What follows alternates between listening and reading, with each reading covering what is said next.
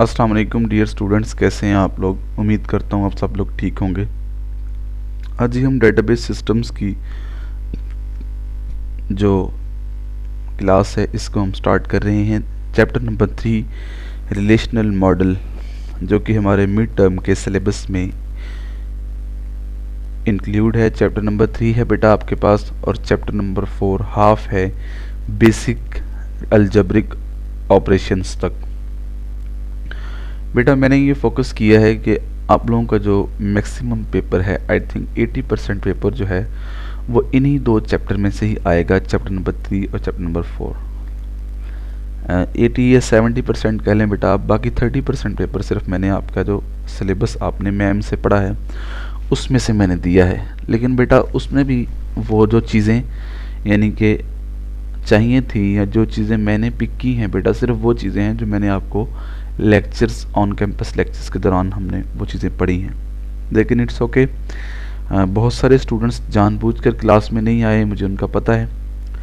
तो बेटा ये एक टीचर कभी भी अपने स्टूडेंट्स का नुकसान नहीं चाहता।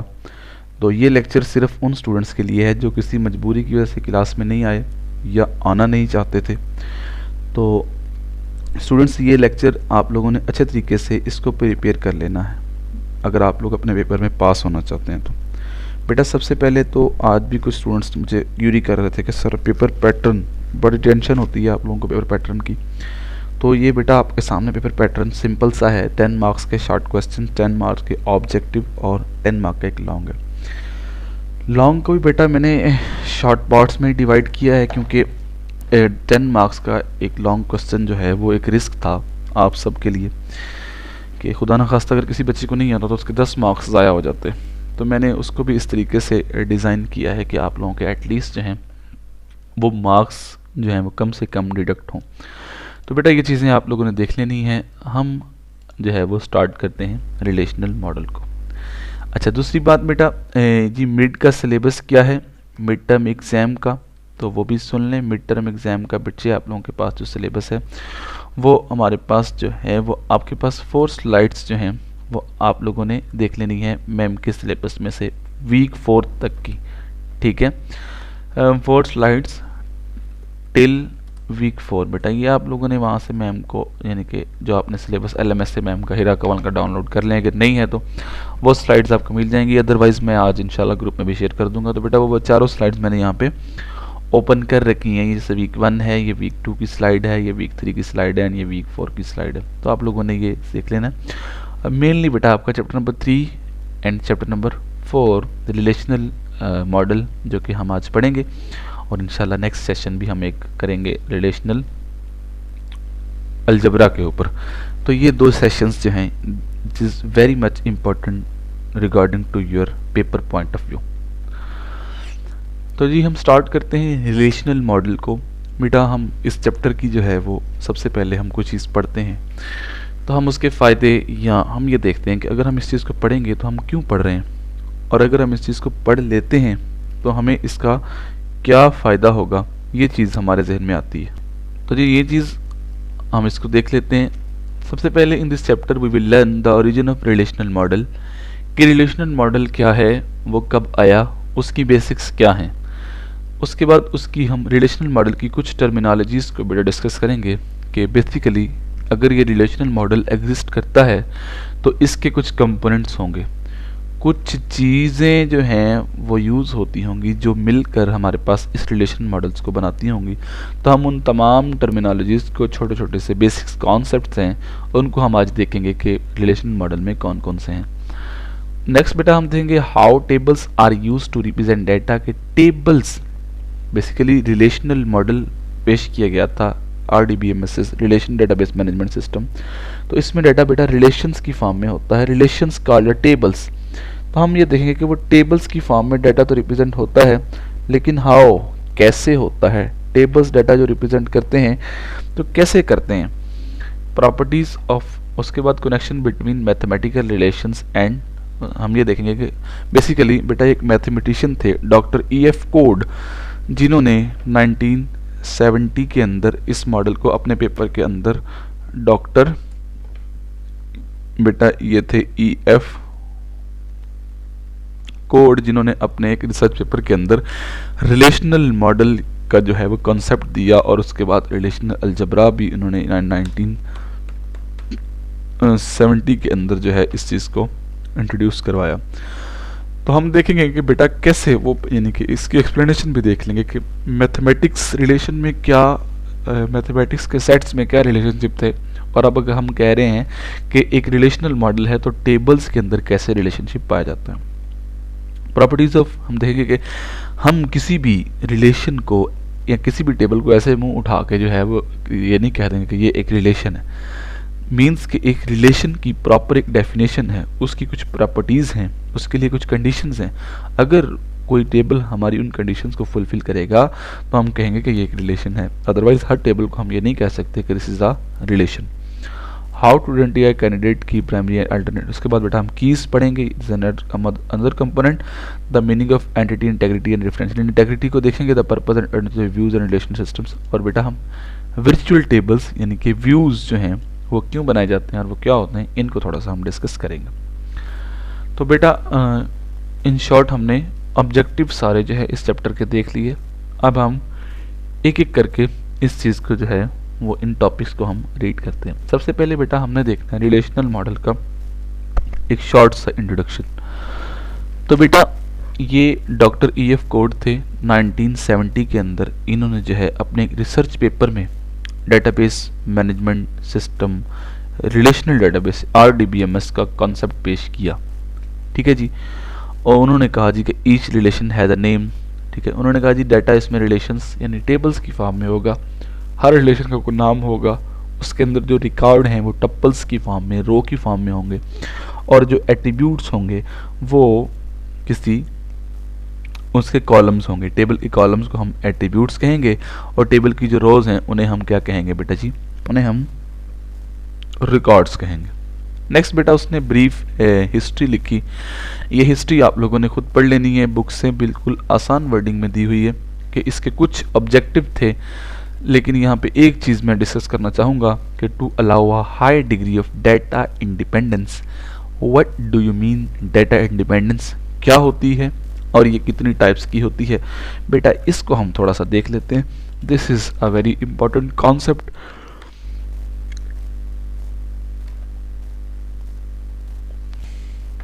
जो कि आपके पास आया किस चीज़ के साथ, रिलेशनल मॉडल के साथ डेटा इंडिपेंडेंस का कॉन्सेप्ट जो है बेटा वो लॉन्च किया गया।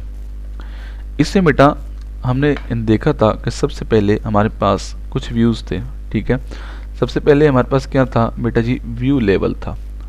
ठीक है, सबसे पहले हमने व्यू लेवल डिस्कस किया था।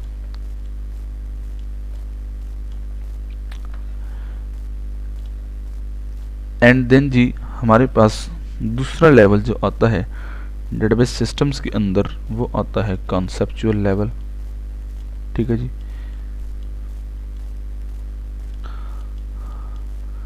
Conceptual level. ओके बेटा, नेक्स्ट बेटा हमने जो लास्ट वन डिस्कस किया था वो था हमारे पास physical level, and at the end हमारा क्या था, डेटाबेस था।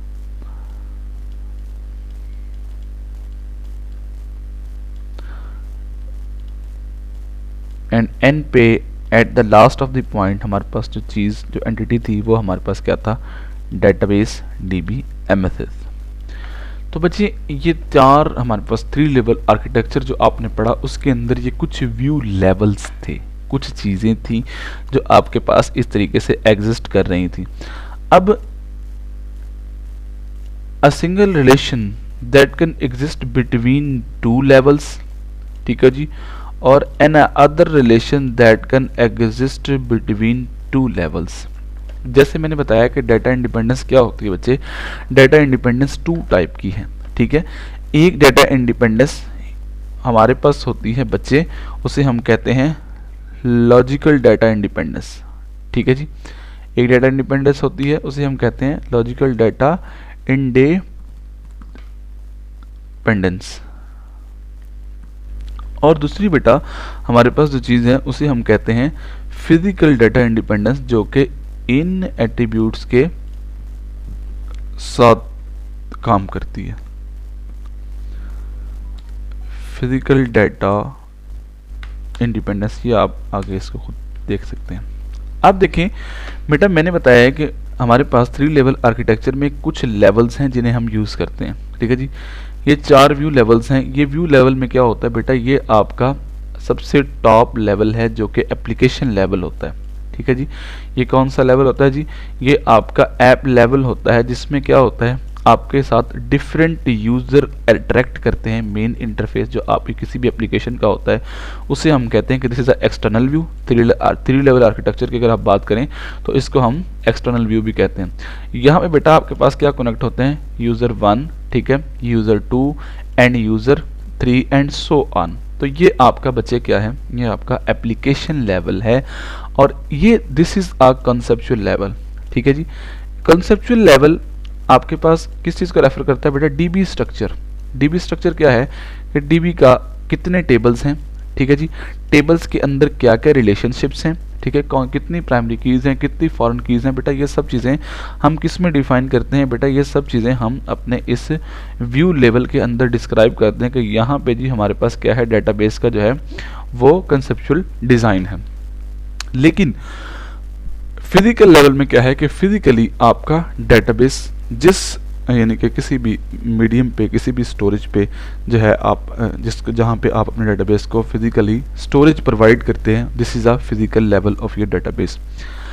अब बेटा डाटा इंडिपेंडेंस को हम समझ रहे थे बेसिकली, उसके लिए हमने ये सारी डायग्राम को ड्रा किया। अब डाटा इंडिपेंडेंस 2 टाइप की है बेटा, एक है लॉजिकल डाटा इंडिपेंडेंस, दूसरी है बेटा फिजिकल डाटा इंडिपेंडेंस, ठीक है जी। अब लॉजिकल डाटा इंडिपेंडेंस और फिजिकल डाटा इंडिपेंडेंस कैसे और क्या, सबसे पहले बेटा बात करते हैं लॉजिकल डाटा इंडिपेंडेंस की। डेटाबेस सिस्टम का ये सबसे बड़ा एडवांटेजेस था कि उसने ये कैपेबिलिटी प्रोवाइड की कि अगर आप एप्लीकेशन लेवल में कोई भी चेंज करें तो वो आपके कंसेप्चुअल लेवल में किसी किस्म का कोई चेंज नहीं होगा। फॉर एग्जांपल बेटा, आप अपनी एप्लीकेशन में क्या करते हैं, कोई माइनर चेंज करते हैं, यानी कि फ्रंट एंड के थीम चेंज कर देते हैं। फॉर एग्जांपल आपने कोई यानी कि बेहतरीन खूबसूरत सा इंटरफेस बना रखा है, लाइक दिस विंडोज़, ठीक है जी। जैसे आपके पास ये एक विंडो है, ठीक है, आपके पास इस तरह की कोई विंडो थी, कोई इंटरफेस था, कोई फॉर्म था जिसके ऊपर आप यूज़र का डाटा ले रहे थे, उसके ऊपर कुछ बटन्स थे और कुछ डिफरेंट लिस्ट्स थी, ठीक है। आपने क्या किया, इस फॉर्म का थीम चेंज कर दिया, इस फॉर्म का थीम चेंज कर दिया, इसके बटन्स पे हावर इफेक्ट्स लगा दिए, मीन्स कि आपने फ्रंट एंड में चेंज किया, ठीक है। यहाँ पे बेटा हम 2 कॉन्सेप्ट और भी देख लेते हैं, ठीक है। एक चीज़ है बच्चे आपके पास क्या, एक चीज़ है उसको हम कहते हैं बेटा आपके पास कि ये जी हम कहते हैं जी कि वो हमें उसे फ्रंट एंड कहते हैं, ठीक है। वो है जी फ्रंट एंड। किसी भी सॉफ्टवेयर यानी कि रियलिस्टिक में कोई भी सॉफ्टवेयर जो एग्जिस्ट करता है बेटा, उसको हम कहते हैं कि ये जी हमारे सॉफ्टवेयर की क्या है, अगर हम बात करें सॉफ्टवेयर में बेटा 2 चीज़ें होती हैं, एक होता है आपके पास फ्रंट एंड, ठीक है, और एक होता है बेटा आपके पास बैक एंड, ठीक है ना जी। क्या होता है जी, बैक एंड। अब बेटा ये दोनों चीज़ें आपके पास जो आपका एप्लीकेशन लेवल होता है बेटा, जैसा कि आपके पास ये एप्लीकेशन लेवल है, इसको हम कहते हैं this is the front end of application, जिससे आपका लोकल यूज़र आपकी एप्लीकेशन से इंटरेक्ट करता है, ठीक है। और बेटा बैकएंड क्या है, दूसरा सॉफ्टवेयर का पार्ट बेटा आपके पास होता है डेटाबेस, कि आपका वो डीबी जो आप यूज़ कर रहे हैं, डेटाबेस जो आपने किसी भी सॉफ्टवेयर का बनाया है, वो कहलाता है किसी भी सॉफ्टवेयर का बैकएंड। यूज़र का इससे कोई कंसर्न नहीं होता कि बैकएंड पे डाटा कितने टेबल्स हैं, किस टेबल की कौन सी प्राइमरी की है, कौन सी फॉरेन की है, कैसे स्टोर हो रहा है। User totally unaware about this architecture. इस आर्किटेक्चर से यूज़र क्या है, टोटली बजा जी अनअवेयर है, ठीक है। तो यूज़र किससे इंटरेक्ट करता है बच्चे, इससे फ्रंट एंड डिज़ाइन से। तो बेटा लॉजिकल डाटा इंडिपेंडेंस ये कहती है कि अगर आप इस फ्रंट एंड में कोई चेंज करें, एप्लीकेशन लेवल पे कोई चेंज करें, तो आपका कंसेप्चुअल यानी कि डेटाबेस के स्ट्रक्चर पे कोई इफेक्ट ना हो। इसे कहते हैं चीज़ों का आपस में इंडिपेंडेंट होना। जबकि फाइल प्रोसेसिंग सिस्टम में क्या था, फाइल प्रोसेसिंग सिस्टम में तो बेटा ये हाल था कि अगर किसी बच्चे ने C++ में आप लोगों में से फाइल हैंडलिंग पढ़ी हो तो क्या होता था कि खुदा ना खास्ता अगर हम एक लफ्ज़ ही प्रोग्राम का चेंज करते थे, फाइल रीड करने का सिर्फ मेथड चेंज कर देते थे, तो क्या होता था, हमारी फाइल रीड नहीं होती थी। ठीक है, क्योंकि फाइल प्रोसेसिंग सिस्टम में डाटा फ्रंट एंड और बैक एंड दोनों आपस में बेटा क्या थे, डिपेंडेंट थे, कि अगर एक में चेंज करते तो जाके दूसरे को भी चेंज करना पड़ता। ठीक है, अच्छा इसमें एक और बात आती है कि जो ये फ्रंट एंड है, अगर आप इसमें कोई स्ट्रक्चरल चेंज करें, ठीक है, आप कहें जी मेरा एक फॉर्म था ही पहले और था, अब रिक्वायरमेंट चेंज हो गई है, मैंने कोई एक्सटर्नल डाटा लेना, तो फिर बेटा फिर तो आपको जाहिर सी बात है कि कंसेप्चुअल लेवल चेंज करना पड़ेगा। लेकिन ये इन जनरल बात की गई है कि जनरली ये दोनों चीज़ें आपस में क्या हैं बेटा, ये दोनों चीज़ें आपस में इंडिपेंडेंट हैं। कौन सी, external level, sorry front end and back end, ये दोनों किसी दूसरे पे डिपेंड नहीं करती। तो नॉर्मली ये होता है कि अगर आप अपने जो फ्रंट एंड फॉर्म्स हैं इनके अंदर कोई बेसिक्स चेंजेस, ठीक है, यानी कि आप रिक्वायरमेंट चेंज नहीं कर रहे, आप सिर्फ यानी कि इन्वायरमेंट चेंज करते चले जा रहे हैं, तो उस चेंज का कोई भी इफेक्ट नहीं होता आपके इस कंसेप्चुअल लेवल। ऐसा नहीं है कि आपने वहाँ पे फॉर्म का थीम चेंज किया और यहाँ पे आपको डेटाबेस के अंदर वो कहीं पे डिफाइन करना पड़ेगा। नो, आप ऐसा कुछ नहीं है। अगर आपकी डेटाबेस के अंदर ऐसा नहीं है कि आपने खुदा ना खास्ता वहाँ पे किसी बटन, एक बटन था पहले, उसके बाद दूसरा कैंसिल का बटन भी लगा दिया, यानी कि एक फॉर्म के ऊपर आपके पास पहले सिर्फ लॉगिन का बटन था, आपने उसका कैंसिल का बटन लगा दिया और उसके पीछे कुछ कोडिंग कर दी। ठीक है, तो बेटा it does not effect on the conceptual level. ऐसा नहीं होगा कि आपने वहाँ पे बटन लगाया और यहाँ पे किसी टेबल का नेम चेंज हो गया या डेटाबेस में से कोई टेबल डिलीट हो गया। क्यों? क्योंकि ये दोनों चीज़ें बेटा आपके पास conceptual level and external level, ये दोनों चीज़ें क्या हैं, ये आपके बैकएंड है, ये बैकएंड है, क्योंकि बैकएंड बेसिकली हमने इसको कहा है, लेकिन बेटा ये जो है ये इसी का ही स्ट्रक्चर है। डेटाबेस यहाँ पे क्या है, डेटाबेस फिजिकली किसी स्टोरेज मीडियम के ऊपर पड़ा हुआ है, ठीक है, फिजिकल रिजाइड कर रहा है। लेकिन बेटा डेटाबेस का स्ट्रक्चर तो एक्चुअली ये है ना, जो हम डेटाबेस मैनेजमेंट सिस्टम को यूज़ करके बनाते हैं बेटा, वो डिफरेंट है आपके पास। जैसे आप लोग एसक्यूएल सर्वर यूज़ करते हो, तो ये वो सेट ऑफ रूल्स हैं जिसमें हम डिफाइन करते हैं कि जी मेरे डेटाबेस का ये नाम होगा, उसके अंदर फलां फलां टेबल्स होंगे और हर टेबल के ऊपर फलां फलां रूल्स हमने लगाए हुए हैं। तो बेटा this is the data logical data independence के ऊपर आप एप्लीकेशन लेवल में कोई चेंज करें तो कंसेप्चुअल लेवल में किसी किस्म का कोई चेंज नहीं करना पड़ता।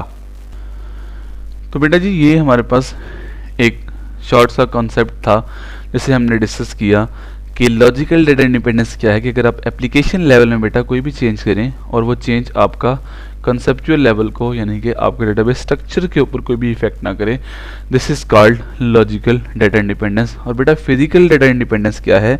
फिजिकल डाटा इंडिपेंडेंस बेटा ये है कि आप फिजिकली डेटाबेस को एक हार्ड डिस्क से दूसरी हार्ड डिस्क में शिफ्ट कर दें। फॉर एग्जांपल आपकी पहले हार्ड डिस्क 1 थी, ठीक है, और बाद में आपने इसको इस डेटाबेस को दूसरी हार्ड ड्राइव में शिफ्ट कर दिया, ठीक है। ये आपकी एक हार्ड ड्राइव थी, ओके, ये आपकी हार्ड ड्राइव 2 थी, ठीक है जी। आपने अब इस हार्ड ड्राइव से डेटाबेस पहले इस पे था, आपकी वो हार्ड ड्राइव फुल हो गई या ख़राब हो गई, आपने उसको दूसरे यहाँ पे शिफ्ट कर दिया, या फिर बेटा आपका क्या था, किसी रिमोट सर्वर पे था डेटाबेस, आपने क्या किया, एक सर्वर से डेटाबेस को दूसरे सर्वर पे रख दिया, क्योंकि स्पेस इश्यूज़ के जब हम नई एप्लीकेशन बनाते हैं तो हम डेटाबेस छोटा बनाते हैं, यानी कि छोटी स्पेस में हम रख देते हैं कि अभी हमारे यूज़र नहीं आए, और जब हमारी साइट पर यूज़र आना शुरू होते हैं, डाटा हमें इंक्रीज़ होता दिखाई देता है, तो क्या होता है फिजिकल लेवल पर फिर हम उसे क्या करते हैं, चेंजिंग करते हैं। मीन्स कि हम फिर उसे ज़्यादा स्पेस वाली जगह के ऊपर जो है वो प्लेस कर देते हैं, ताकि हमारा डाटा स्टोर होने में कोई प्रॉब्लम ना हो, डाटा अवेलेबल हो, डाटा स्लो ना हो। तो बेटा फिजिकली डाटे को एक जगह से दूसरी जगह मूव करना या फिजिकली चेंज कर देना डाटा के स्टेट को, ये भी आपके डाटाबेस के ऊपर कोई भी इफेक्ट, इंटरनल लेवल के ऊपर कोई भी इफेक्ट नहीं करता।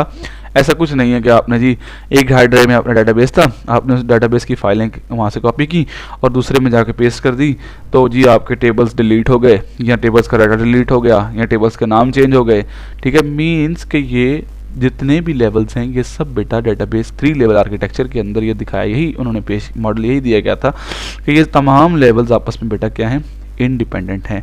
और इसी को उसने कहा था डाटा इंडिपेंडेंस। और वो 2 टाइप की थी बेटा, logical data independence and physical. Logically भी हमने देख लिया कि अगर हम एप्लीकेशन लेवल में कोई चेंज करें तो कंसेप्चुअल लेवल पे कोई असर नहीं होता, अगर हम डेटाबेस के स्ट्रक्चर में कोई चेंज करें तो वो बेटा एप्लीकेशन लेवल पे उसका कोई इफेक्ट नहीं होता। तो ये जी एक शॉर्ट सा कॉन्सेप्ट था जो हमने डिस्कस किया, दिस इज़ वेरी इंपॉर्टेंट, तो आप लोग इस चीज़ों को देख लीजिएगा। अब जी हम नेक्स्ट चलते हैं बेटा, ये इंट्रोडक्शन आप लोगों ने पढ़ लेना है। नेक्स्ट हम चल रहे हैं टर्मिनोलॉजीज़ की तरफ, कि रिलेशनल मॉडल के अंदर कुछ टर्मिनोलॉजीज़ हैं जिन चीज़ों से मिल के ये रिलेशनल मॉडल बना, वो कौन कौन सी हैं। छोटे छोटे से कंपोनेंट्स हैं बेटा, स्मॉल कंपोनेंट्स, हम उनको एक एक करके जो है वो डिस्कस करने की कोशिश करते हैं। Relational model is based on the mathematical concept of relations which is physically represented as a table। Okay जी, ये बात हमने आपको पहले भी बता दी कि आपके पास हम क्या कहते हैं बेटा, एक टेबल को जो है हम रिलेशन भी कहते हैं, एक टेबल को। और रिलेशन डेटाबेस से मुराद यही है कि हम टेबल्स की फॉर्म में डाटे को रिप्रेजेंट करते हैं। तो अगर मैं ये कहूँ कि मेरे पास दिस इज़ अ रिलेशन, तो बेटा ये मेरा एक टेबल है और मैं इसे क्या कहूँगा, इसे मैं रिलेशन कहूँगा। यही बात वो कर रहा है। A relation is a table with columns and rows। Simple सी डेफिनेशन है बेटा, इसमें कोई यानी कि कन्फ्यूजन नहीं है, ऐसी जो चीज़ समझाई जाए। रिक्वायर, और नीचे उसने कुछ एक्सप्लेनेशन दी कि an R D B M S require only that database be received by user as table. Okay जी, however that is perception applies only to the logical structure of databases। और ये बस वो इसमें यही बात बताने की कोशिश कर रहे हैं कि आपके रिलेशनल डेटाबेस मैनेजमेंट सिस्टम में बेटा क्या होते हैं, टेबल्स होते हैं। टेबल्स आपके किस फॉर्म में होते हैं, intersection of rose and columns, जिनके अंदर कुछ कॉलम्स होते हैं। ये आपका क्या है, ये बेटा ये आपके कॉलम्स हैं, ठीक है। और ये आपके पास क्या है, ये आपके पास रोज हैं, ये रो है, ठीक है। और ये क्या है, ये कॉलम है। उसके बाद है बच्चे एट्रीब्यूट। एट्रीब्यूट क्या होता है, सबसे पहले तो हम ये देखते हैं कि एक एंटिटी क्या होती है, ठीक है। What is entity? एंटिटी बेटा आपके पास सिंपलेस्ट डेफिनेशन है कि anything that is participating in a system, कि कोई भी वो चीज़ जो क्या करती है, किसी सिस्टम के अंदर पार्टिसिपेट करती है, उस सिस्टम को रन करने के लिए, उसे बेटा हम कहते हैं कि दिस इज़ एन एंटिटी, ठीक है। और इससे अगली बात यह है कि एंटिटी क्या हो सकती है बेटा, एंटिटी कोई पर्सन हो सकता है, ओके, कोई थिंग हो सकती है, कोई प्लेस हो सकती है, एनीथिंग।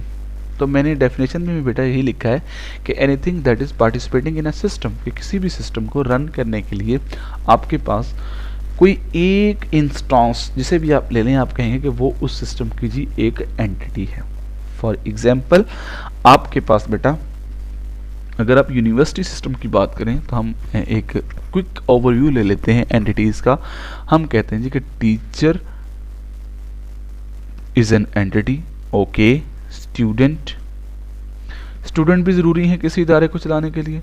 अच्छा जी, ट्रांसपोर्ट का मसला है तो बसेस भी ज़रूरी हैं। अच्छा जी, अब स्कूल को चलाने के लिए हमारे पास क्या है, हमारे पास स्वीपर्स का होना भी ज़रूरी है। तो बेटा मैंने एक क्विक सी एग्जांपल ली है कि ये वो 4 लोग हैं जिन हम ये चाहते हैं कि हम एक स्कूल बनाना चाहते हैं। तो इन 4 लोगों के अलावा, 4-5 लोगों के अलावा जो है वो हमारा काम नहीं चलेगा, क्योंकि हमें इन लोगों को हायर करना पड़ेगा जो कि हमारे सिस्टम को रन करेंगे। एडमिनिस्ट्रेशन वाले, स्टूडेंट, टीचर्स, बस एंड स्वीपर्स, ओके। तो बेटा हम क्या कहेंगे कि ये सारे लोग क्या हैं, हमारे सिस्टम की एंटिटीज़ हैं। बेटा किस सिस्टम की?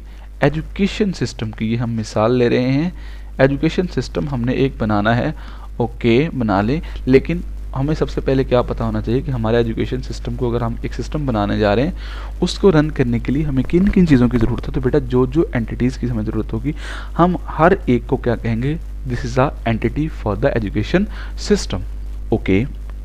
अच्छा बेटा, अब जब एंटिटीज़ हम ले लेते हैं तो उस एंटिटी को डिस्क्राइब करने के लिए, यानी कि हमें उस एंटिटी के क्या चाहिए, उस एंटिटी का डाटा चाहिए। जब बेटा हम उस एंटिटी का डाटा लेना चाहते हैं तो हम वो कौन सा हमारे पास ऐसा एलिमेंट है रिलेशन के अंदर जो क्या करता है, हमारी किसी भी एंटिटी को बेटा डिस्क्राइब करता है, उसकी अगेंस्ट जो इन्फॉर्मेशन है वो हमें प्रोवाइड करता है। उस बेटा एलिमेंट को हम क्या कहते हैं, attribute. An attribute is the name column of our relation. इसने डेफिनेशन ये दी है कि टेबल का जो यानी कि आपके पास एट्रीब्यूट होते हैं, रिलेशन के एक कॉलम का नाम क्या है, हमारे पास एट्रीब्यूट है। फॉर एग्जांपल बेटा मैं यहाँ पे फर्स्ट यानी कि लिख देता हूँ, ये मेरा स्टूडेंट का रिलेशन है जिसके अंदर मैं फर्स्ट का लिखता हूँ स्टूडेंट, फर्स्ट यानी कि कॉलम का नेम देता हूँ जी स्टूडेंट आईडी। तो इट मीन्स कि ये क्या है, this is an information about an student entity. अच्छा, here is an another concept we can discuss कि बेटा एंटिटी टाइप क्या होती है। ठीक है, हमने पहले क्या देखा, एंटिटी। अब हम क्या देख रहे हैं, एंटिटी टाइप। कि एंटिटी टाइप क्या होती है, हमने एंटिटी का तो देख लिया कि anything that is participating in a system, हम कह रहे हैं कि वो क्या है जी, एक एंटिटी है।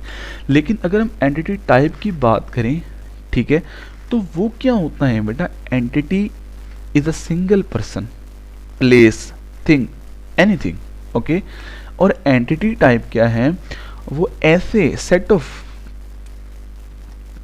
Those entities having same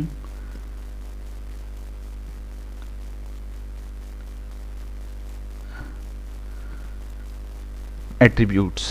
okay, कि हमारे पास वो तमाम एंटिटीज, वो तमाम लोग जिनकी एट्रीब्यूट क्या होते हैं बेटा, सेम होते हैं। अच्छा, अगर हम एट्रीब्यूट की एक दूसरा मीनिंग भी निकालें तो बेटा एट्रीब्यूट का हमारे पास एक दूसरा मीनिंग जो बनता है वो बनता है खसूसियत। ओके, तो बेटा इसलिए हम कहते हैं कि एट्रीब्यूट क्या है, किसी भी एंटिटी की एक खसूसियत है, सिंगल इंफॉर्मेशन है अबाउट एन एंटिटी। आगे मैं क्या लिखता हूँ जी, आगे मैं नाम लिखता हूँ स्टूडेंट नेम। देखें, this is an another information about an entity. आगे मैं क्या लिखता हूँ, student class. Okay, student phone number. अब बेटा मैंने यहाँ पे क्या किया, इस रिलेशन के अंदर, इस टेबल के अंदर कॉलम्स के नाम आइडेंटिफाई किए। ये सब के सब क्या है बेटा, मेरे पास एट्रीब्यूट्स हैं। ये क्या है जी, ये मेरे पास एट्रीब्यूट्स हैं। क्यों, क्योंकि ये मेरे रिलेशन के अंदर एक एंटिटी को क्या करेंगे, डिस्क्राइब करेंगे। फॉर एग्जांपल जी, रोल नंबर 1 है, ठीक है, उसका नेम अली है, उसकी क्लास जो है वो BSCS है, एंड उसका फ़ोन नंबर 0300 समथिंग एल्स है। तो मीन्स के क्या किया कि ये वाले जो कॉलम्स हैं, मीन्स जो एट्रीब्यूट्स हैं, वो किसको डिस्क्राइब करते हैं, मेरी एक एंटिटी को। एंटिटी मेरी कौन है, रोल नंबर 1 जिसका नेम अली है। कि एक एंटिटी के अगेंस्ट जो है उसको डिस्क्राइब करने के लिए, उसके अगेंस्ट हमें डाटा देने के लिए जो एलिमेंट यूज़ होता है रिलेशनल डेटाबेस के अंदर, वो बेटा हमारे पास क्या है, वो हमारे पास एट्रीब्यूट्स हैं। और इनको हम कॉलम्स की फॉर्म में, रिलेशन के अंदर इनको हम कॉलम्स की फॉर्म में रिप्रेजेंट करते हैं। In the relational model, relation are use to hold information about the object to be represented in databases. ठीक है, ऑब्जेक्ट कोई भी हो सकता है बेटा, आपका टेबल स्टूडेंट का, ये ऑब्जेक्ट बेसिकली यहाँ पे किसको कह रहा है, एंटिटी टाइप को कह रहा है। ये टेबल आपने स्टूडेंट का बनाया है, आपका टीचर का भी हो सकता है, आपका ऑर्डर का भी हो सकता है, आपका प्लेसेस का भी हो सकता है, आपका सिटी का भी हो सकता है। वो आपके डेटाबेस पे डिपेंड करता है जो आप डेटाबेस डिज़ाइन कर रहे हैं। ठीक है, तो एट्रीब्यूट्स क्या हैं बेटा, किसी भी एंटिटी की खसूसियात जो क्या करती हैं, जो उसको एक्सप्लेन करती हैं, जो उसके बारे में तमाम इन्फॉर्मेशन प्रोवाइड करती हैं, उन्हें हम कहते हैं कि ये जी एट्रीब्यूट्स हैं। और इन्हें हम रिप्रेजेंट कैसे करते हैं बेटा, इन्हें हम रिप्रेजेंट करते हैं कॉलम्स की शक्ल में। डेटाबेस टेबल्स के अंदर जो कॉलम्स के नेम होते हैं वो एक्चुअली किसी भी एंटिटी का क्या होता है, खसूसियात होती हैं, एट्रीब्यूट्स होते हैं। नेक्स्ट बात करते हैं जी हम डोमेन की, कि a set of allowable values या possible values for one or more attributes। कि बेटा आपके पास ये एट्रीब्यूट है, ठीक है, यहाँ पे जो हम अभी एग्जांपल देख रहे थे कि ये एट्रीब्यूट है, आप इसके लिए सेट ऑफ पॉसिबल वैल्यूज के इसकी वैल्यू बेटा दिस इज एन एट्रीब्यूट, ठीक है, this is N value of attribute. ठीक है, ये जो अली है ये इस एट्रीब्यूट स्टूडेंट नेम की क्या है बेटा, वैल्यू है। ओके, अब वो कह रहा है कि set of possible values for an attribute, कि इस एट्रीब्यूट में कितनी वैल्यूज़ आप अलाउ करते हैं, ये आप पे डिपेंड करता है। जब आप कंस्ट्रेंट्स लगाते हैं तो आप इस चीज़ को देख लेते हैं, ठीक है। तो वो क्या है, या इसके कंस्ट्रेंट बेटा डेटाबेस में काफ़ी यानी कि तरीक़ों से हम लगा सकते हैं। वो जब हम प्रैक्टिकल लैब में देखेंगे तो हम उसको काउंटर करेंगे कि इसको किस किस तरीके से कंस्ट्रेंट अप्लाई होते हैं। अभी आप सिर्फ इतना समझ लें कि फॉर एग्ज़ाम्पल आपका एक कॉलम था जनाब यहाँ पे जेंडर का, ठीक है। आपने वहाँ पे अलाउ कर दिया कि जी इस कॉलम के अंदर सिर्फ एक बड़ा डेटाबेस के अंदर डाटा टाइप होती है ई नम डाटा टाइप, जो कि इस काम के लिए इस्तेमाल होती है, ठीक है जी। आपने कहा जी कि इसकी दो ही वैल्यूज़ हैं, सेट ऑफ पॉसिबल वैल्यूज़। उस ई नम डाटा टाइप को आप इस तरह एरे की शक्ल में सेट ऑफ वैल्यूज़ पास कर देते हो कि इस एट्रीब्यूट में सिर्फ इन दो वैल्यूज़ के अलावा कोई वैल्यू एंटर नहीं होगी, ठीक है। अगर कोई एंटर करने की कोशिश करेगा तो उसको आप क्या दे देंगे, एरर दिखाएंगे कि भाई अपना जेंडर सेलेक्ट करो लाजमी। नॉर्मली ऐसा होता है ना, आप किसी वेबसाइट का फॉर्म फिल करते हैं, वहाँ पे जेंडर का ऑप्शन होता है। अगर उसको चेक बॉक्स को क्लिक या अपना रेडियो बटन को क्लिक नहीं करते तो क्या करता है, वो आपको एरर शो करवा देता है कि नहीं जनाब आप अपना पहले जेंडर सेलेक्ट करें। तो बेसिकली बेटा वो डेटाबेस में पीछे ये कंस्ट्रेंट लगे होते हैं कि इस एट्रीब्यूट की पॉसिबल दो ही वैल्यूज़ हैं, या तो मेल या फीमेल। अगर आप नहीं करेंगे तो वो नल वैल्यू भेजेगा और आपका डेटाबेस क्या करेगा, नल वैल्यू को एक्सेप्ट नहीं करेगा, ठीक है जी। तो बेटा ये क्या है, ये this is the domain for this attribute gender के set of possible values for an attribute. इसी तरीके से बेटा आप इन एट्रीब्यूट्स के ऊपर भी कंस्ट्रेंट लगा सकते हैं, ठीक है। वो आपके सिनेरियो पे डिपेंड करता है कि जिस सिनेरियो का, जिस सिस्टम का आप डेटाबेस डिज़ाइन कर रहे हैं, ठीक है। फॉर एग्जांपल दूसरी बात है बेटा रेंज की सूरत में आप, ठीक है, फिक्स कर दें कि जी ये मेरा एट्रीब्यूट है, इसमें ये अली नेम है, इसकी वैल्यू है, इसकी वैल्यू आप कहें जी कि 30 कैरेक्टर से ज़्यादा होनी नहीं चाहिए। जैसे आप जब बनाते हैं टेबल्स, ठीक है, आप डेटा टाइप मेंशन करने के बाद आप आगे उसकी लेंथ बताते हैं बेटा, तो दिस इज़ अ रेंज, ठीक है। This is also an constant, ठीक है, कि मीन्स के इस एट्रीब्यूट की वैल्यू के अंदर मैक्सिमम कैरेक्टर्स कितने अलाउ हैं बेटा, 30 अलाउ हैं। दिस इज़ अ रेंज, ठीक है। This is a possible values for an attributes. ये डेटाबेस में डिफरेंट डाटा टाइप्स अभी हमने नहीं पढ़ी, आपको डाटा टाइप्स जब लैब में मैं पढ़ाऊँगा तो आपको ये कॉन्सेप्ट बिल्कुल क्लियर हो जाएगा कि set of possible values for an attribute, one attribute और मोर देन वन एट्रीब्यूट, एक रिलेशन के एक से ज़्यादा एट्रीब्यूट्स की वैल्यूज़ को आप बेटा फिक्स कर सकते हैं। कि अगर आप कोई लिस्ट ऑफ वैल्यूज़ देना चाहते हैं कि भाई इस एट्रीब्यूट की वैल्यूज़ एक ही होगी, तो बेटा वो एक ही इंटर हो सकती है। Domains are an extremely powerful feature for relational model. Every attribute in a relation is defined on a domain, okay जी। डोमेन में भी डिस्टिंक्ट फॉर ईच एट्रीब्यूट, वो कहता है कि मे बी डोमेन जो है, हर एट्रीब्यूट की डोमेन क्या हो सकती है बेटा, डिस्टिंक्ट, डिफरेंट हो सकती है। और 2 और मोर एट्रीब्यूट्स में define on the same domain, और ऐसा भी हो सकता है कि 2 एट्रीब्यूट की डोमेन एक ही टेबल के अंदर सेम हो जाए, ओके बेटा।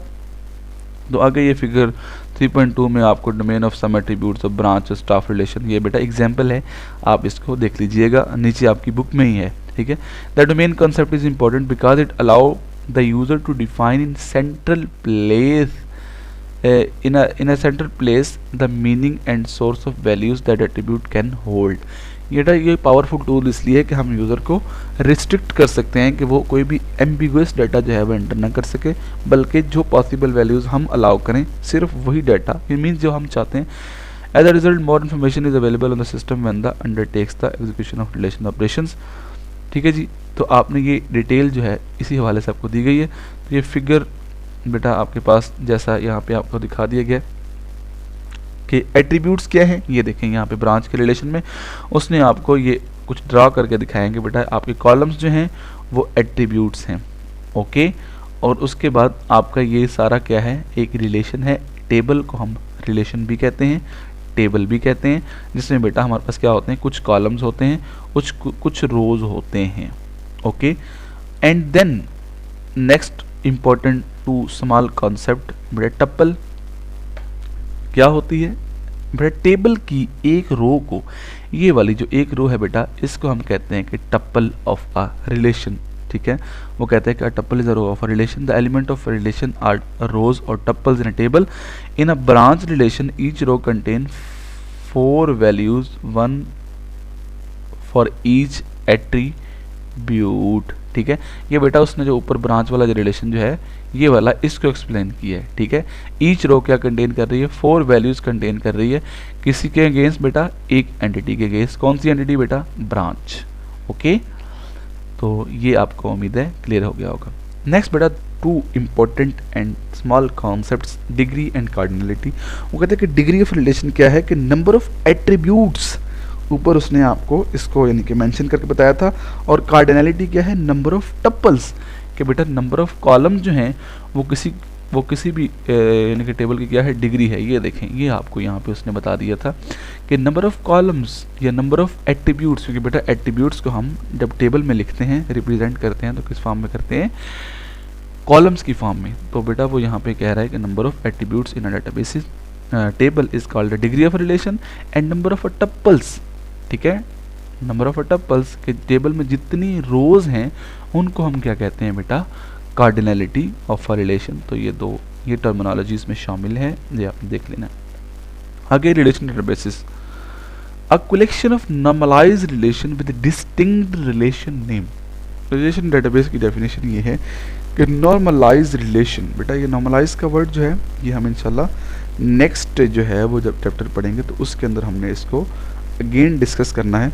अभी आप इतना समझ लें कि नॉर्मलाइज्ड रिलेशन से मुराद ये है कि रिलेटेड टेबल्स, ठीक है, जिनके अंदर रिडंडेंसी नहीं है, किसी हद तक डुप्लीकेशन नहीं है, ठीक है, और हर रिलेशन का नेम क्या है बेटा, डिफरेंट है। मैंने बताया था कि डेटाबेस में 2 टेबल्स के same name, 2 table same name से एक ही डेटाबेस में कभी भी एग्जिस्ट नहीं करते। Relational database consists of relations that are appropriately structured. We refer to the appropriateness normalization. ये बेटा normalization जो है इंशाल्लाह हम इसको देखेंगे मिड के बाद, इसके फ़ौरन बाद ही हमने normalization पे जाना है, तो आपने इस डेफिनेशन को फिर आपको अच्छी तरीके से समझ आ जाएगी। लेकिन फिलहाल के लिए कि कलेक्शन ऑफ नॉर्मलाइज रिलेशंस के इंटरकनेक्टेड टेबल्स होते हैं जिन जो के डिफरेंट नाम से होते हैं, उसको हम कहते हैं रिलेशनल डेटाबेस। अच्छा बेटा, उसके बाद है हमारे पास अल्टरनेटिव टर्मिनोलॉजीज। अल्टरनेटिव से मुराद उसने ये लिया है कि कुछ चीज़ें ऐसी हैं जो अभी हम पढ़ के आए हैं, टप्पल है, रो है, उनके और भी बहुत सारे नेम डेटाबेस में यूज़ होते हैं। तो वो कौन कौन से नेम हैं वो आपको खुद ही बता रहा है ताकि आप लोग कभी कंफ्यूज ना हो। ठीक है बेटा, the terminologies for the relational model can be quit confusing. ठीक है, वो कह रहा है कि एक चीज़ के 2-2, 3-3 नाम हैं तो आप इससे कंफ्यूज हो सकते हैं, तो वो आपको खुद ही बता रहा है कि कौन कौन सी चीज़ों को हम किस किस नाम से पुकार सकते हैं। We have introduced 2 set of terms, in fact a third set of term is some time used. ठीक है जी, वो कहते हैं कि 2-3 नाम हो सकते हैं और हम किसी दफ़ा हम थर्ड टर्म यूज़ करते हैं, किसी दफ़ा सेकंड टर्म, किसी दफ़ा फर्स्ट टर्म। आर रिलेशन में रेफर टू अ फाइल, कहते हैं एक रिलेशन को हम कभी टेबल कहते हैं, कभी फाइल कहते हैं। ठीक है, और टप्पल को कभी हम रिकॉर्ड कहते हैं, कभी हम रो कहते हैं।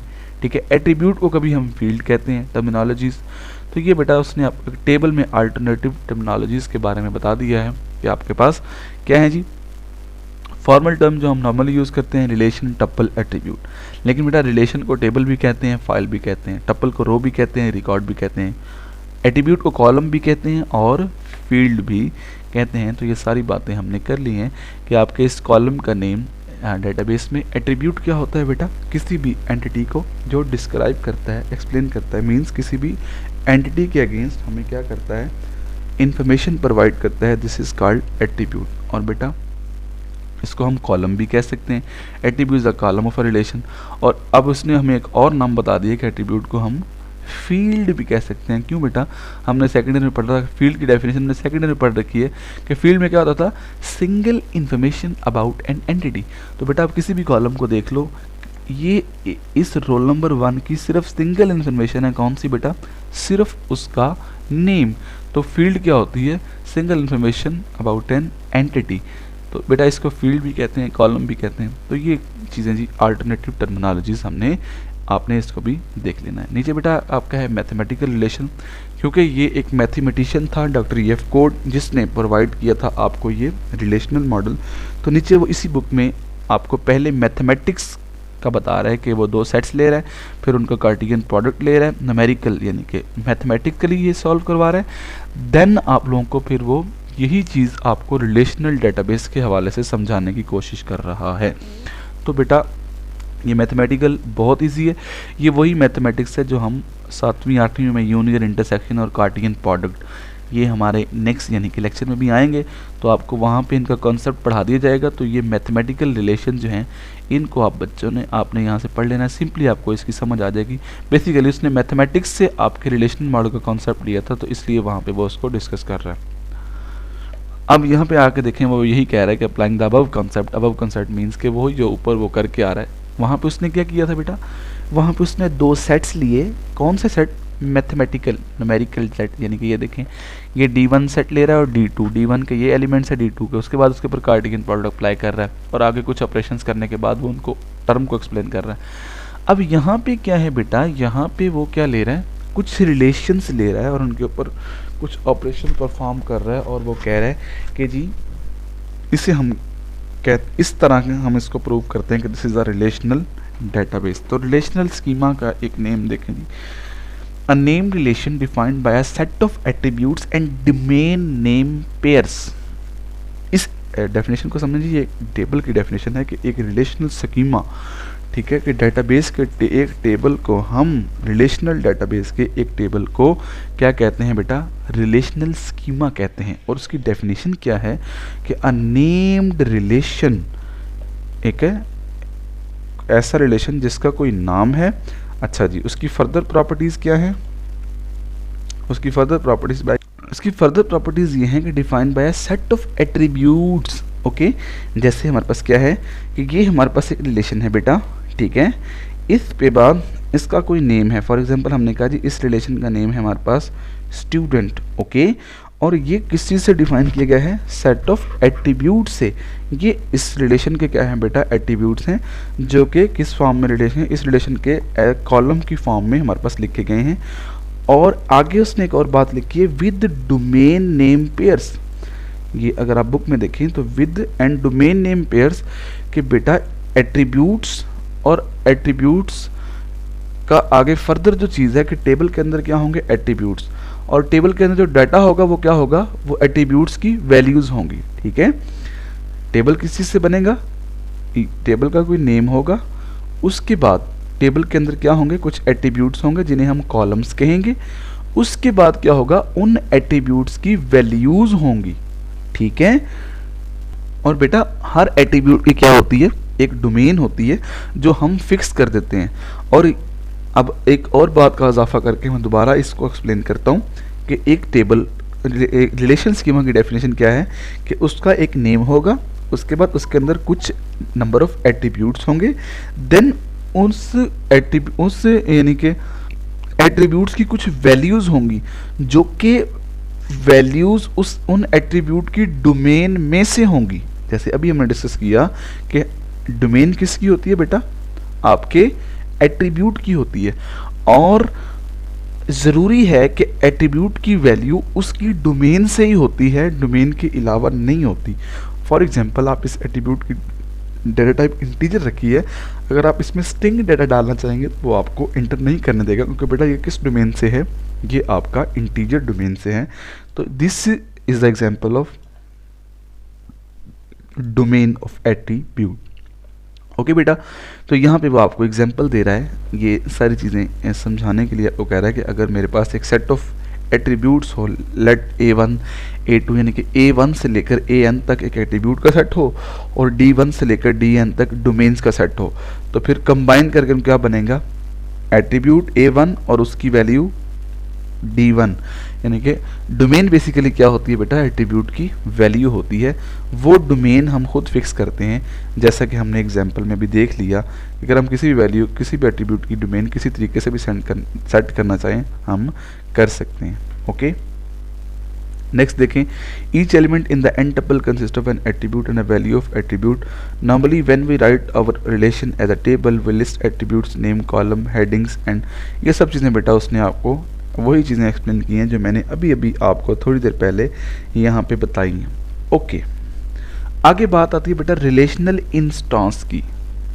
ओके, कि रिलेशन इंस्टेंस क्या होता है बेटा, आपके टेबल की एक सिंगल रिकॉर्ड को हम क्या कहते हैं, this is a instance of relation. Okay, we refer to this, ये देखें ब्रांच नंबर 5, स्ट्रीट नंबर फलां, सिटी लंदन एंड पोस्ट फलां, ये उसने यानी कि आपको एक एग्जाम्पल रिकॉर्ड ब्रांच वाले जो ऊपर आपको रिलेशंस दिखाए थे उसका बता रहा है. तो बेटा simply the branch table is convenient way of writing out all of 4 tuples from the relation specific moment time. ये बेसिकली वो ना एक उसने आपको कुछ टेबल्स दे रखे हैं यहाँ पे, जब भी हमने जो टेबल्स देखे थे इन्हीं टेबल्स को लेके वो चल रहा है और इन्हीं की बेस पे वो अपनी सारी एग्जांपल्स आपको समझाएगा इस चैप्टर के एंड तक. तो आप लोगों ने ये जब पढ़ना है तो इन टेबल्स को आप लोगों ने पेज पे ड्रा कर लेना है और ये चैप्टर पढ़ते जाना है और हर एग्जाम्पल को पढ़ते जाना है. आप लोगों को समझने में कोई मसला नहीं होगा. मैं आपको जनरली रिलेशनल इंस्टेंस बता देता हूँ बेटा. बेसिकली ये this is an relational instance के रिलेशन का जो एक रिकॉर्ड होता है उसे हम बेटा कहीं पे रिलेशन इंस्टेंस भी कह रहे होते हैं, रो भी कह रहे होते हैं, टपल भी कह रहे होते हैं और बेटा एक कंप्लीट रिकॉर्ड भी कह रहे होते हैं. क्योंकि रो वाइज आप किसी भी एंटिटी को देखेंगे उसका आपको कंप्लीट रिकॉर्ड मिलेगा, ठीक है. और अगर कॉलम वाइज देखेंगे तो आपको किसी भी एंटिटी क्या मिलेगी बेटा, सिंगल इन्फॉर्मेशन मिलेगी. अब ऐसे मैंने देखा तो मुझे सिर्फ नेम मिला, ठीक है. इधर देखा सिर्फ क्लास मिली, फ़ोन नंबर मिला. लेकिन अगर मैंने एक पूरी रो देखी तो एक कंप्लीट रो क्या कर रही है मेरी बेटा, एक कंप्लीट एंटिटी को डिफाइन कर रही है. वो कौन सी एंटिटी है, मिस्टर अली. इसकी सारी इन्फॉर्मेशन मुझे इस कंप्लीट रो, इसलिए हम इसको टपल या रिकॉर्ड भी कहते हैं, ठीक है. और इसको हम अगर रिलेशन की बात करें तो रिलेशन इंस्टेंस भी कहते हैं कि रिलेशन का single person, single entity, single vision. Relation database क्या है, ए सेट ऑफ रिलेशंस. दोबारा उसने यानी कि रिलेशनल डेटाबेस स्कीमा की बात की प्योरली, तो उसने कहा जी कि ए सेट ऑफ रिलेशन स्कीमाज लेकिन विद अ डिस्टिंक्ट नेम. लेकिन उसमें क्या होगा, सेट ऑफ रिलेशंस होंगे लेकिन होंगे किससे जी, डिस्टिंक्ट नेम यानी कि डिफरेंट नाम से होंगे. सेम नाम से कभी भी दो टेबल एक डेटाबेस में एग्जिस्ट नहीं करते. तो this is a property also we see. तो बेटा आगे हमारे पास एक बहुत ही इंपॉर्टेंट टॉपिक आ गया है, प्रॉपर्टीज़ ऑफ रिलेशन. जैसे हमने लेक्चर के स्टार्ट पे कहा था कि हर टेबल को हम रिलेशन नहीं कहते, इसकी कुछ प्रॉपर्टीज़, कुछ कंडीशंस हैं, अगर वो फुलफिल होती हैं तो हम कहते हैं कि this is the relation. Relation has a name, her relation का, हर टेबल का एक नेम होगा जो कि दूसरे तमाम is distinct from all other relations. अगर डेटाबेस में एक से ज़्यादा टेबल्स हैं तो सबका नेम्स क्या होंगे, सेम होंगे. Each cell of the relation contain exactly 1 atomic single value. बेटा ये वही बात कर रहे हैं कि अब इस दफ़ा वो सेल का वर्ड यूज़ कर रहा है कि डाटा टेबल का जो एक सेल है, फॉर एग्जांपल ये टेबल का क्या है बेटा, एक सेल है, कंप्लीट सेल है. ये क्या रखता होगा, ये always contain exactly 1 value, atomic value रखता होगा किसकी, किसी भी एक एंटिटी की. तो बेटा इस एक जितने भी ये सेल हैं, ये सारे सेल्स हैं टेबल के अंदर, तो एक सेल के अंदर हमेशा कितनी वैल्यूज होती हैं बेटा, एक ही होती हैं. सिंपल सी बात है, इसमें कोई है नहीं. Each attribute has a distinct name. जैसे वो कह रहा है कि डेटाबेस में एक से ज़्यादा सेम नेम के एक से ज़्यादा टेबल एग्जिस्ट नहीं कर सकते बेटा, ऐसे ही एक टेबल के अंदर, एक रिलेशन के अंदर एक से ज़्यादा सेम नेम वाले एट्रीब्यूट एग्जिस्ट नहीं करते. फॉर एग्जांपल यहाँ पे मेरे पास ये एट्रीब्यूट्स हैं, मैं दोबारा जी यहाँ पे लिखूँ कि जी मेरे पास जी मैं इसको दोबारा से जेंडर बनाना चाहता हूँ जी, ठीक है जी, जेंडर एट्रीब्यूट मैं यूज़ करना चाहता हूँ. तो बेटा क्या होगा, ये वाला जो काम है ये गलत है क्योंकि एक टेबल के अंदर सेम नाम से 2 एट्रीब्यूट एग्जिस्ट नहीं कर सकते. यहाँ दूसरी बात मैंने बताई है कि एक डेटाबेस के अंदर सेम नेम से 2 टेबल एग्जिस्ट नहीं कर सकते. ओके बेटा, नेक्स्ट प्रॉपर्टी को जी हम जो है वो रीड आउट करते हैं. The values of an attribute are all from the same domain. और ये बात भी है कि एट्रीब्यूट की जो वैल्यू है वो ज़रूरी है कि वो उस एट्रीब्यूट की डोमेन से होगी.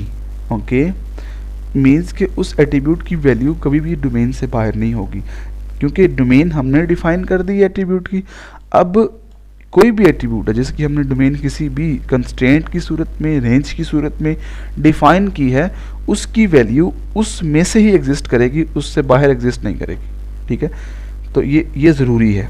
ठीक है, each tuple is distinct, there are no duplicate tuples. वो कहता है कि डेटाबेस के टेबल में हर टप्पल क्या होगी बेटा, यूनिक होगी, कोई भी डुप्लीकेट टप्पल नहीं है। ऐसा नहीं है कि रिकॉर्ड नंबर 2 है फिर रिकॉर्ड नंबर 2 है, ऐसा कोई पॉसिबिलिटी हमारे पास बेटा नहीं है। The order of attribute has no significant. वो कहता है कि एक टेबल रिलेशन के अंदर एट्रीब्यूट्स का ऑर्डर यानी कि वो भी मैटर नहीं करता कि वो किस तरतीब में, यानी कि वो जनाब आप ये एसटीडी आईडी को उस तरफ ले जाएं, जेंडर को मिड में ले आएँ, या स्टूडेंट नेम को इधर ले जाएं। वो कहता है कि ना ही एट्रीब्यूट्स की तरतीब मैटर करती है और ना ही टप्पल्स की, यानी कि ना ही रोज़ की तरतीब मैटर करती है। होना यूनिक चाहिए टप्पल्स, बेशक उनकी तरतीब रैंडम जनरेट हो, उनकी मर्जी है, जैसे भी हो। तो बेटा ये था हमारे पास क्या, the terminologies of relational model, जिसको हमने डिस्कस किया। नीचे उसने सारी इसकी जो है ये डिटेल दे रखी है। बेटा बुक को पढ़ा करें। आप लोगों के यानी कि हम लोग का प्रॉब्लम यही होता है हमारे साथ कि हम बुक को फॉलो नहीं करते, बुक को पढ़ते नहीं हैं, और फिर उसके बाद हम कहते हैं कि जी कॉन्सेप्ट तो हमें समझ नहीं आया। तो बेटा आपके पास यहाँ बुक में एग्जांपल्स मौजूद हैं, आप इन सारी एग्जांपल्स को करेंगे, आप अपनी इन टेबल्स को देख लेंगे, तो इंशाल्लाह आपका कोई भी चीज़ जो है वो अल्लाह के हुक्म से मिस नहीं होगी। तो नेक्स्ट जी हमारे पास बड़ा इंपॉर्टेंट टॉपिक है रिलेशनल कीज़ का, हम इसको देखते हैं। तो बेटा जी हमारे पास डेटाबेस के अंदर कुछ कीज़ हैं, some important type of keys, जिसकी मदद से हम अपने डेटाबेस को रिलेशनल बनाते हैं। This is the major component. तो क्योंकि वीडियो की लेंथ बहुत ज़्यादा हो रही है, इंशाल्लाह हम इसको नेक्स्ट लेक्चर में डिस्कस करेंगे। अब तक के लिए अल्लाह हाफिज़। अपने इस लेक्चर को तैयार करें और इस चैप्टर को बुक से पढ़ें। Thank you very much. Allah निगहबान।